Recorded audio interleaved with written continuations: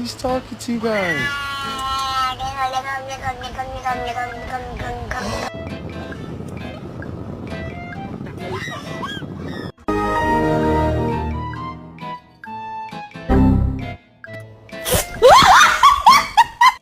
Honey, you have to get used to it if you want to go on the porch.